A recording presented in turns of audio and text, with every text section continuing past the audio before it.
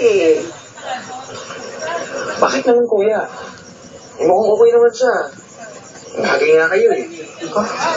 Bagay. Ano, kasi pareho kung may diferensya sa mata, gano'n? Naman yung ibig ko sabihin, kuya eh.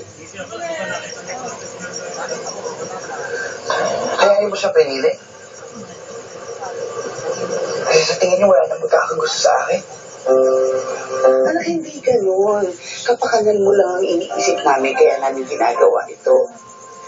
Gusto ko pagtanda mo, meron kang kasama sa buhay para pagka dumating yung araw na wala na kami, hindi ka mag-iisa.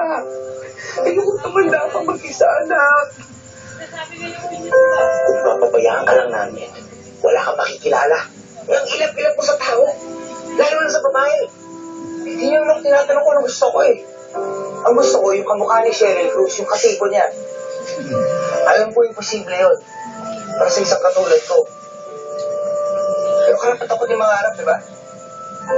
Karapat ako rin umasa na balang araw may magkakagusto sa akin, hindi dahil pinagkasundo kami ng mga magulang namin. Sana yung walang bigay niyo sa akin. Ano?